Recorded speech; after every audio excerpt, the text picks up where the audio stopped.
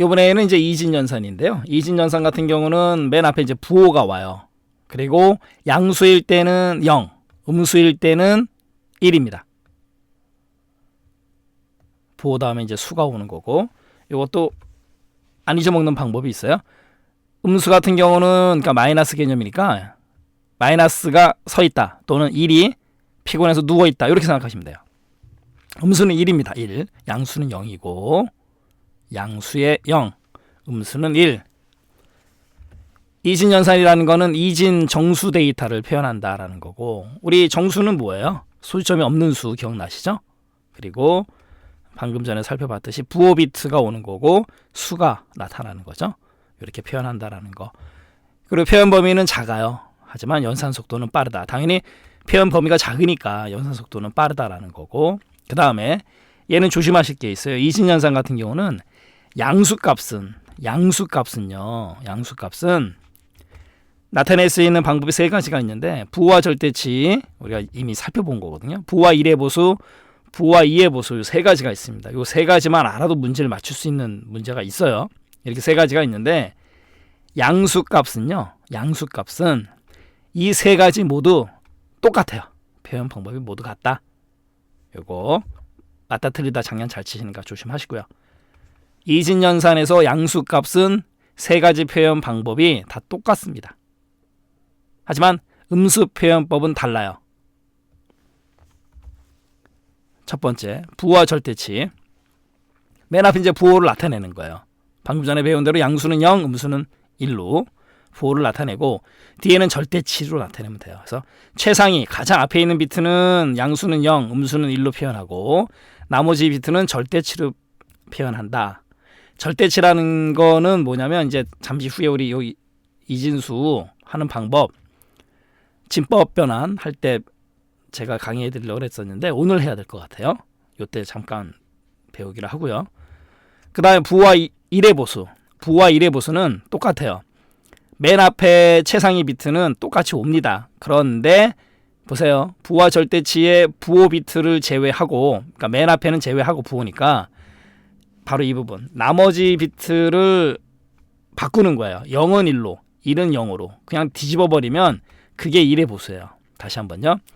무조건 0은 1로, 1은 0으로 바꾸는 거. 그게 1의 보수로 바꾸는 방법이에요. 이해하셨나요? 부호와 절대치는 부호를 앞에 넣고, 그 다음에 절대치는 이진수로 그냥 그대로 나타내는 방법이고, 부호와 1의 보수는 마찬가지로 부호는 그대로, 그 다음에 1의 보수 무조건 뒤집어라. 그 다음에 부호와 2의 보수. 부호와 2의 보수는요, 1의 보수에다가 더하기 1을 해요. 부호와 1의 보수로 바꾼 다음에 오른쪽 맨 끝자리에다가 2를 더합니다. 그러면 2의 보수가 되는 거예요. 그리고 이제 표현 범위가 복잡하게 되어 있는데요. 생김새가 좀 복잡하지만 똑같아요. 앞뒤가 보세요. 맨 앞에는 마이너스고 뒤에는 마이너스가 안 붙어요. 그러니까 플러스라는 개념인데, 가로 열고 마이너스 가로 열고 2의 n-1승 마이너스 1에서부터 가로 열고 2의 n-1승의 마이너스 1까지 앞뒤가 똑같습니다. 그리고 앞에 마이너스 하나만 붙어요. 그거 조심하시고. 이게 절대치고, 1의 보수도 똑같아요. 1의 보수도 똑같습니다. 표현 범위가. 근데 2의 보수는 앞에 마이너스 1을 안 해줘요. 그거 하나만 좀 신경 쓰세요. 그러면 예를 하나 가지고 가겠습니다. 10진수 마이너스 9를 8비트로 표시를 하는데 어떻게 나타내냐 그거예요. 자, 10진수 마이너스 9를요. 8비트라는 건 이렇게 8칸을 뜻하는 거예요. 이미 우리가 비트를 배웠잖아요. 그러면 마이너스 9를 8비트로 표현하십시오. 그랬을 때 일단 마이너스니까 맨 앞에는 부호와 절대치든 부호와 1의 보수든 부호와 2의 보수든 맨 앞에는 최상위 비트는 부호는 다 1이에요. 왜요? 아까 여기 마이너스라 그랬잖아요. 됐죠? 그 다음에 부호와 절대치로 나타내겠습니다. 부호와 절대치. 그럼 부호는 나타냈잖아요. 여기 나타냈고, 나머지는 이제 마이너스 9에서 9를 절대치로 표현하면 되는 것 뿐이에요. 그러면 여기 1001이 9입니다. 9. 1001이 이진수로 9예요.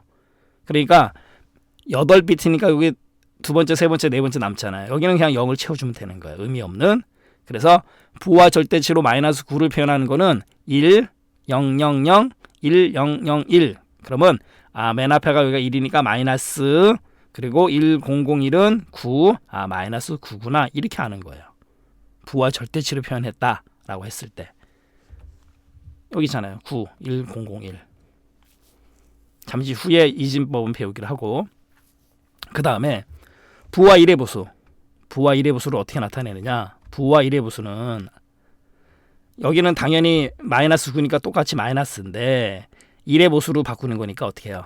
이것처럼 무조건 뒤집어요. 뒤에서부터. 자, 1이니까 뭘로 바뀝니까? 0. 그죠? 그 다음에 0이니까 1.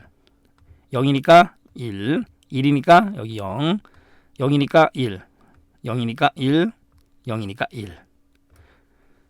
부와 절대치에서 1의 보수로 바꾸는 방법은 그 절대치에 해당되는 부호 빼고 나머지 얘들을 다 뒤집으면 돼요. 그 다음 부와 2의 보수 방법. 부와 2의 보수는 아까 1의 보수에다가 더하기 1을 하라 기억나십니까? 그거예요. 여기에다가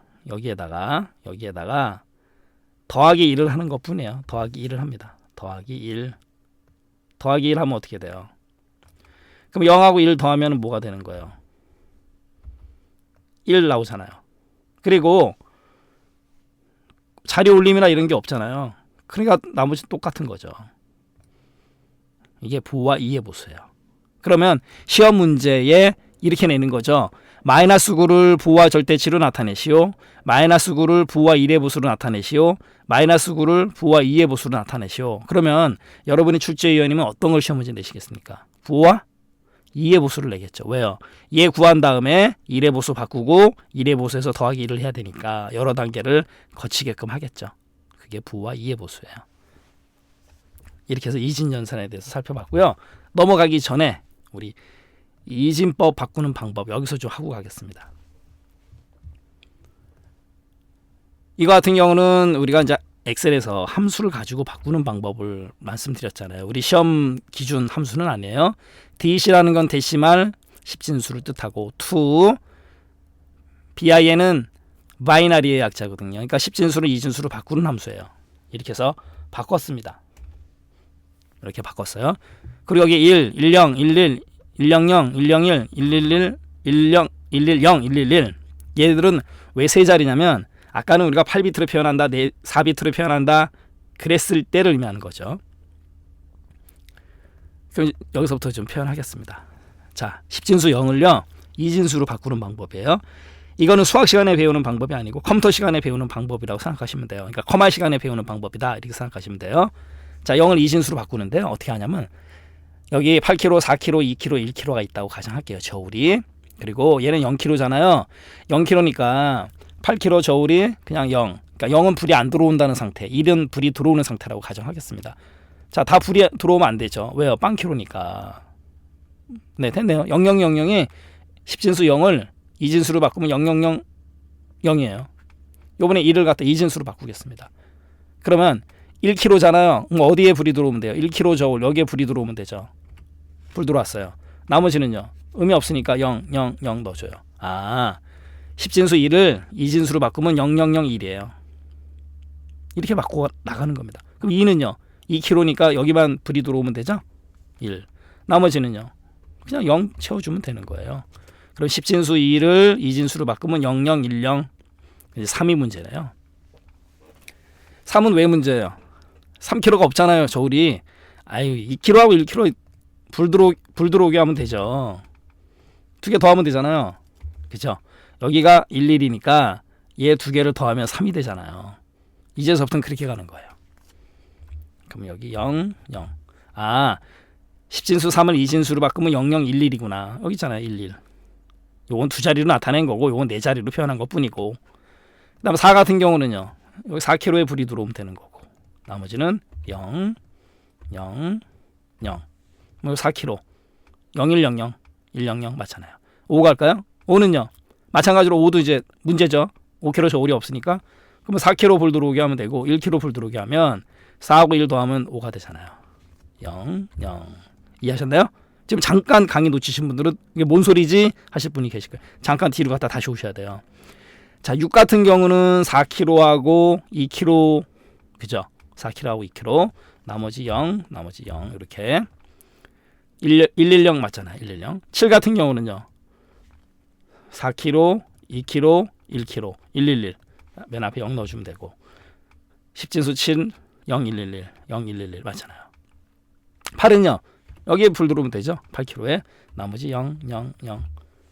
여기서부터 4자리니까 이제 다 맞아 떨어지겠네요. 1000, 1000 맞잖아요. 9는요. 8. 그 다음에 맨 뒤에 1. 그 다음에 여기 0, 0. 이렇게 하시는 거예요. 됐죠? 자, 시간상 15만 하나 하고 가겠습니다. 15 같은 경우는요. 그냥 다 불 들어오면 되죠. 8km, 4km, 2km, 1km. 그러면 15가 되는 거죠. 자, 1111, 1111. 나머지 10부터 14까지는 여러분들 숙제로 내드릴게요. 됐죠? 시간상 여기까지 하기로 하고요.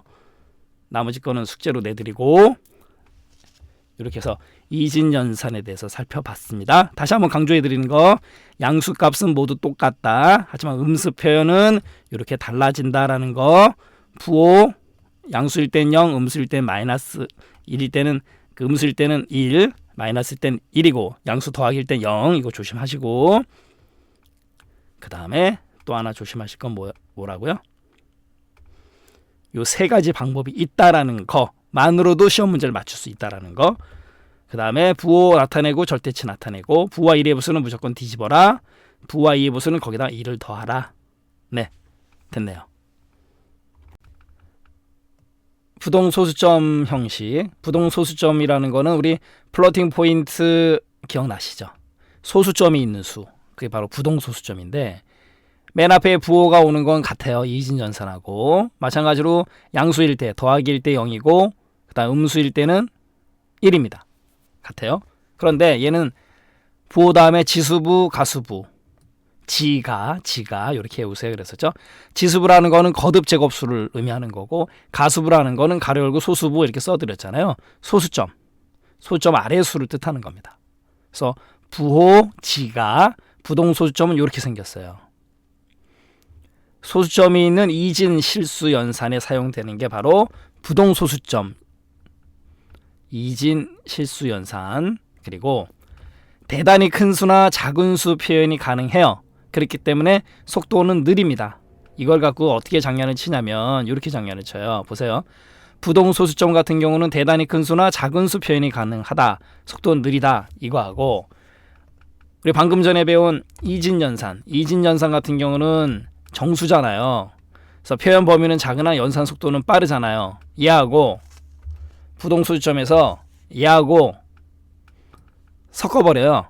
그러니까 부동소수점에서 간단하다, 범위가 작다 나타낼 수 있는 이렇게 뻥을 쳐요. 아닙니다. 부동소수점이라는 거는 대단히 큰 수나 작은 수 표현이 가능하고 그러므로 인해서 속도가 느리다. 조심하시고요. 그리고 이거 실수를 나타내는 건데 소수점은 어디 있어요?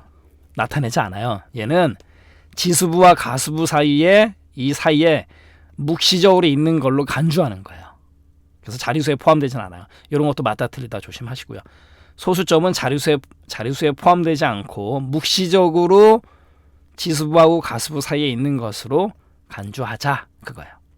그리고 조심하실 것 또 하나 다 조심해야 되겠네요. 정규화라는 작업이 필요해요. 정규화는 뭐냐면 이거예요. 간단합니다. 0.0000255예요. 0이 지금 4개 아니겠습니까? 점 뒤에 이거를 0.25 곱하기 10에 아까 0이 몇 개? 4개니까 마이너스 4승 이렇게 표현해 주는 게 정규형이라고 부르는 거예요. 정규화 시키겠다. 그래서 다 필요 없고요. 지수부와 가수부를 분리시키는 정규화 작업이 필요하다. 뭐가? 부동소수점 형식이. 이렇게 알아두시면 돼요. 그래서 부동소수점 형식 생긴 거 형식 조심하시고 이진 실수 연산에서 사용되는 건 부동소수점이다. 이렇게 알아두시고 큰 수나 작은 수 표현이 가능하고 그러므로 인해서 속도는 느리다. 소수점은 묵시적으로 그냥 있는 걸로 간주하자. 정규화 작업이 필요하다. 이 정도만 알아두시면 돼요. 이번에는 외부적인 표현 방식 가겠습니다. 첫 번째로 이제 BCD 코드 6비트로 구성이 됐다. 이미 좀 잠깐 살펴봤죠. 이진화 10진 코드인데요. 왜 이진화 10진이냐면 이진, 바이너리, 코디드, 데시말 그 뜻이거든요. 그러니까 이진화 10진 코드예요. BCD 코드는 얘는요. 존 2비트, 여기 존 2개의 비트, 그 다음에 디짓 4비트로 구성이 돼요. 그러면 2개, 4개 합치면은 6개가 되는 거죠. 그래서 6비트로 구성이 됩니다. BCD 코드는 6비트로 구성이 되고 2의 6승이 64가 나와요. 그래서 BCD 코드로 표현할 수 있는 문자의 개수는 64 알아두셔야 되고 BCD는 근데 얘는요. 영문자의 대소문자를 구별하지 못해요. BCD 코드의 단점이죠.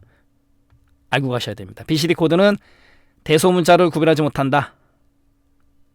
이렇게 하셔야 돼요. BCD 코드 대소문자 구분 못한다. 그리고 아스키 코드. 아스키 코드 같은 경우는 ASCII 어메리칸 스탠다드 코드예요. 미국 표준 코드입니다. 미국 표준 코드예요. 아스키 코드. 그래서 우리 암기 쏙쏙에 제가 해드렸잖아요. 아스키 우리 교재 왼쪽에 아래쪽에 있는 아스키 77맞게 통신도 못해.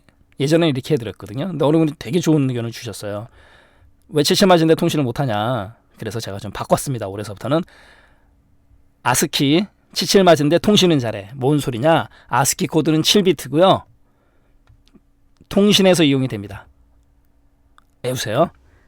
아스키 77맞은데 통신은 잘해. 이렇게 아스키는 7비트예요. 왜요? 존 3개, 디짓 4개. 그래서 이렇게 존, 디짓 7비트입니다. 아스키 코드는 7비트로 구성이 돼요. 그래서 EHS는 128개니까 당연히 128개 표현이 가능하고 6비트, 7비트, 64, 128 외우셔야 돼요. 일반 PC용 컴퓨터 및 데이터 통신에 이용이 된다. 방금 전에 말씀드렸고 아스키는 대소문자 구별이 가능합니다. 왜요? 미국 표준 코드인데 아까 BCD는 대소문자 똥오줌 못 가렸고 아스키는 그래도 미국 표준 코드인데 대소문자 구별 못하고 말이 안 되잖아요. 그리고 시험 문제 지문으로 나온 내용인데요. 보기로 아스키 코드를 확장을 시켜요. 그러니까 확장된 아스키 코드라고 표현을 합니다.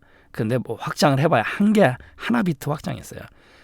확장된 아스키 코드는 8비트를 사용해서 256개의 문자를 표현할 수 있다. 맞는 말이에요. 확장했다 그래서 아주 크게 뭐 확장이 아니고 하나의 비트를 확장한 거 8비트. 그럼 2의 8승은 256이 나오거든요. 그래서 이 텍스트 맞는 텍스트입니다. 조심하시고 그 다음에 ABCD 코드 얘는 확장 이진화 10진이에요. 확장 이진화 extended. 자, 그건 중요한 게 아니고 얘는 8비트요. 우리 서울대에서 말씀드렸잖아요. EIJHT 8비트. 그래서 얘는 8비트입니다. 8비트고 2의 8승 256. 그래서 ABCD로 표현할 수 있는 문자의 개수는 256개예요. 그런데 아까 제가 이걸 왜 강조해드렸냐면 혼돈을 하세요.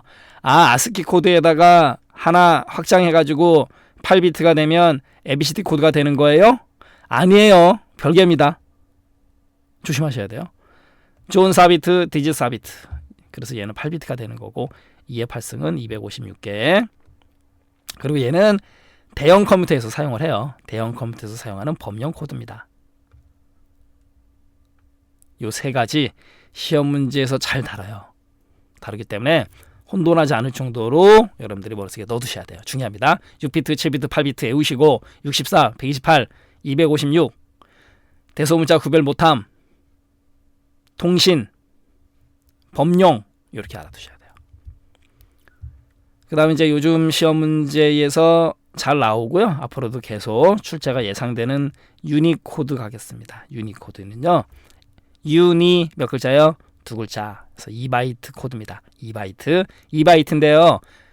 비트로 나타내면 어떻게 돼요? 16비트죠. 조심하셔야 돼요. 여기 있잖아요. 16비트. 그래서 얘는 2바이트이기 때문에 16비트니까 2에 16 하면 65,536이에요. 6입니다. 6. 6으로 시작해서 6으로 끝나요. 6, 5, 5, 3 6이에요. 5 아닙니다. 조심하셔야 돼요. 유니코드는 2바이트로서 2의 16승인 글자까지 표현이 가능해요.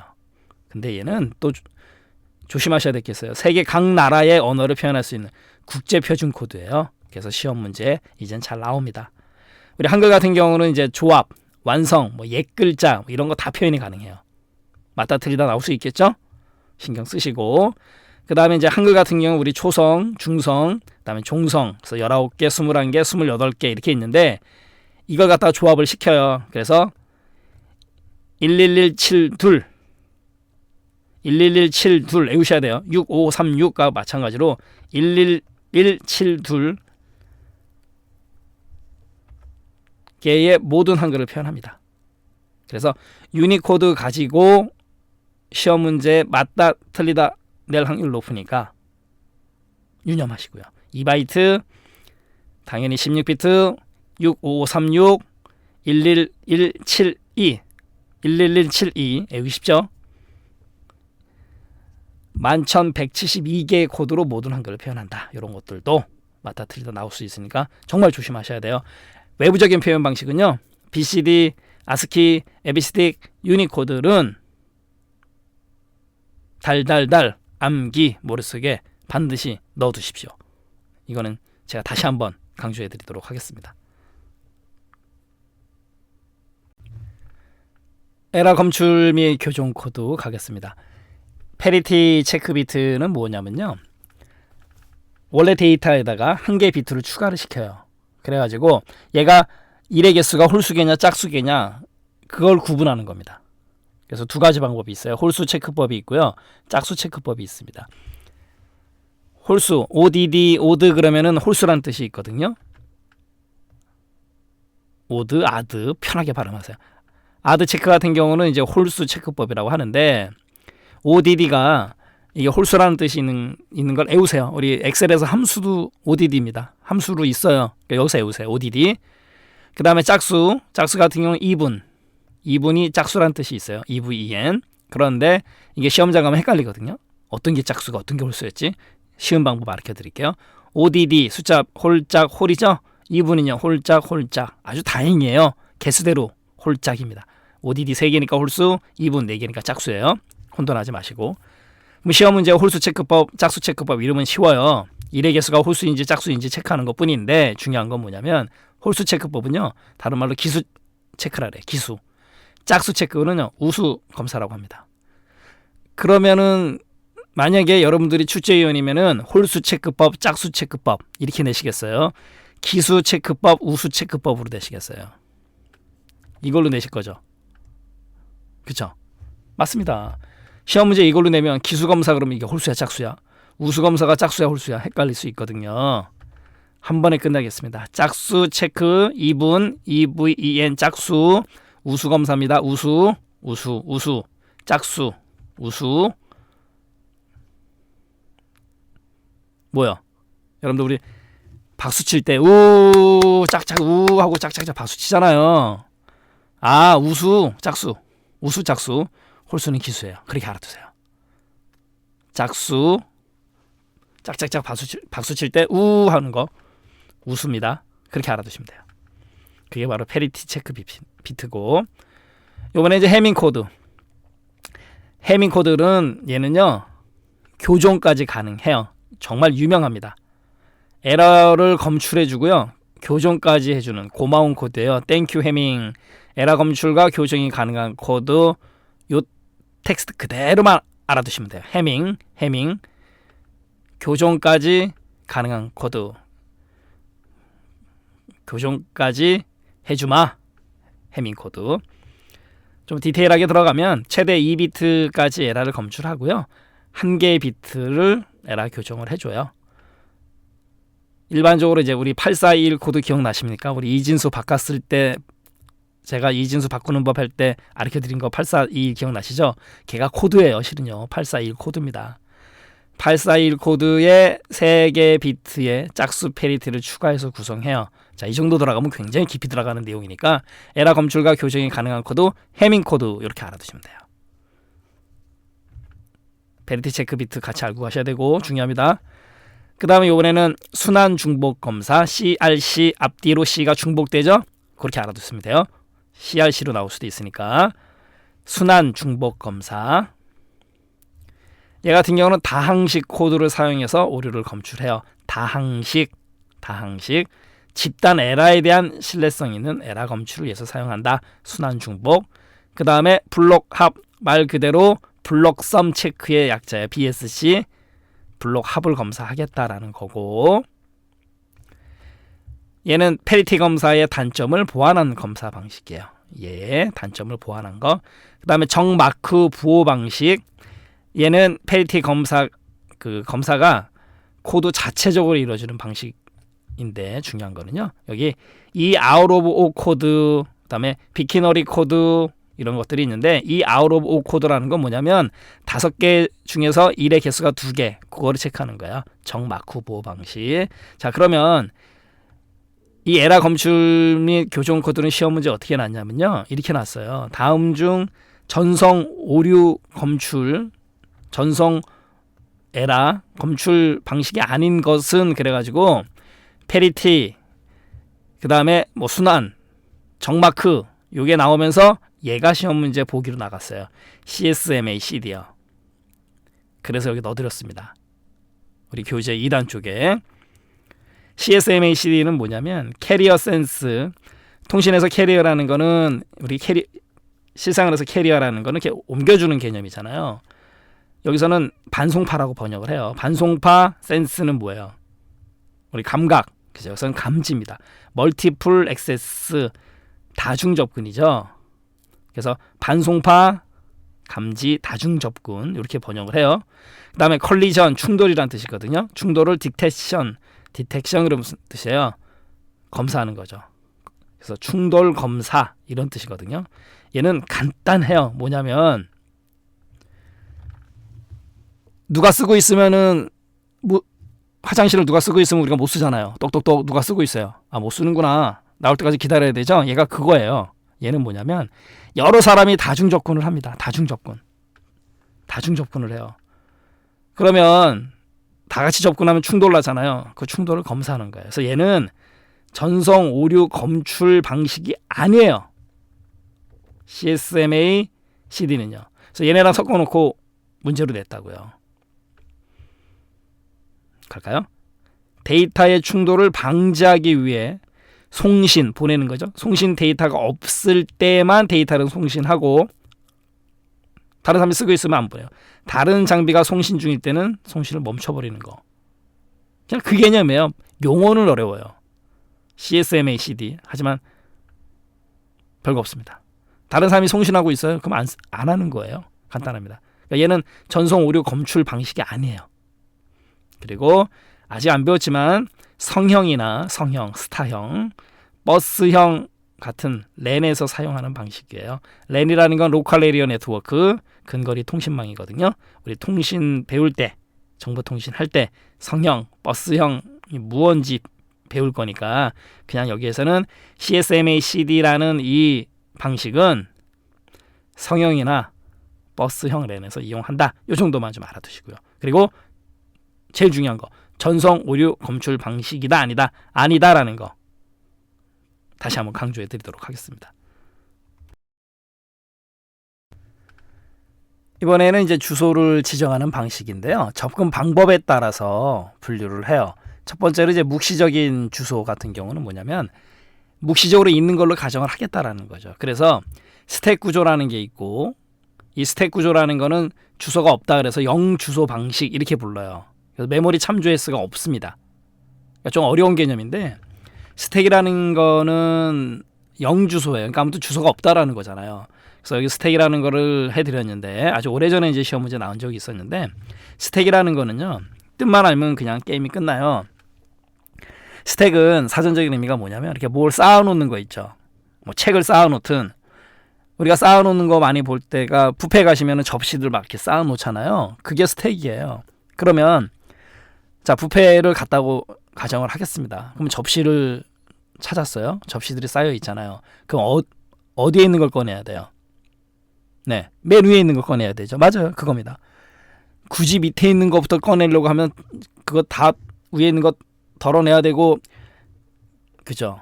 그렇게 안 하면 또 밑에 있는 거 그냥 하려고 하면 깨질 수도 있고 위험하잖아요. 그러니까 위에 있는 거 먼저 갖고 나오면 되잖아요. 맞죠? 그겁니다. 스택은 삽입과 삭제가 한쪽 끝에서만 이루어지는 구조예요. 특히 선형 구조라는 거는 순서대로 간다는 얘기죠. 접시가 중간에 떠 있으니까 아니잖아요. 계속 이어지잖아요. 그겁니다. 스택이라는 거는 삽입과 삭제가 한쪽 끝에서 일어나는 저장 장소를 컴퓨터에서는 다 스택이라고 불러요. 그러면 삽입, 삭제라는 거는 접시를 갖고 가는 거잖아요. 맨 위에서 이루어졌죠. 삽입은요. 접시를 다 썼어요. 한 2개 남았어요. 그러면 또 이제 깨끗하게 설거지 해가지고 세척해가지고 갖고 와서 또 쌓아놓는데 어디부터 쌓아놔요? 위에서부터 쌓잖아요. 그래서 삽입과 삭제가 한쪽 끝에서 일어나는 거 스택이라고 부르는 겁니다. 자, 이렇게 생겼잖아요. 맞죠? A 접시, B 접시, C 접시. C 접시 빠져나가요. B 빠져나가요. A 빠져나갑니다. 그럼 집어넣는 건 또 A, B, C 순서로 넣어야 되잖아요. 바로 그거예요. 그래서 얘를요. 우리가 후입 선출이라고 부릅니다. 후입 선출. 후입 나중에 입력된 게 선출 먼저 빠져나간다 그 뜻이에요. 영어로 last in 마지막으로 들어온 게 first out 처음으로 나간다. 그 약자 떠서 그 앞자 떠가지고 약자가 LIFO예요. 리포 구조라고 그래요. 리포 구조. 스택이라는 게 접시 쌓여 있는 거, 뭐 책 쌓여 있는 거 이 뜻을 모르면 이게 이해하기가 엄청 어려워요. 다 이해하셨죠? 삽입과 삭제가 한쪽 끝에서 이루어지는 구조가 스택이라고 하는 거고 컴퓨터에서 얘를 쓴다고요. 묵시적인 주소 지정에서요. 삽입, 푸시 다운이라고 하거든요. 푸시 눌러서 밑으로 넣는 거니까 ABC 순서대로 돼요. 일단 빼는 거 팝업, 팝 위로 빼는 거니까 CBA.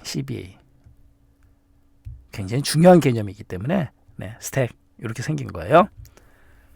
그 다음에 즉시 주소 지정이라는 건 뭐냐면 명령어 주소 부분에 있는 값 자체가 실제 데이터가 되는 구조예요. 그러니까 즉시 주소 간단합니다. 얘도 메모리 참조가 없어요. 왜요? 거기에 데이터가 있으니까.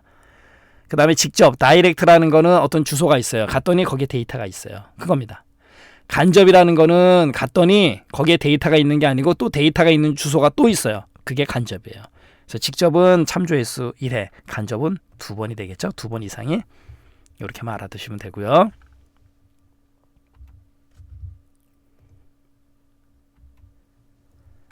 이번에는 계산에 의한 주소 지정 방식. 계산에 의한 거예요. 계산에 의한 건데 우리가 아직 프로그램 카운터라든가 인덱스 레지스터, 그다음에 베이스 레지스터 이런 건 안 배웠는데요. 그냥 간단하게 가겠습니다. 이건 뭐냐면 프로그램 카운터는 오늘 잠깐 언급을 해드리고 이제 배우거든요. 다음에 실행할 명령의 주소를 갖고 있는 애예요. 다음에 실행할 명령의 주소.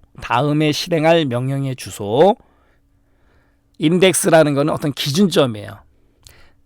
베이스 레지스터 얘도 마찬가지로 무언가하고 더해져서 무언가를 구할 때 이용하는 거예요. 가겠습니다. 상대 주소 지정이라는 게 있는데, 그러니까 릴러티브 어드레싱 그런 데 신경 쓰지 마시고요.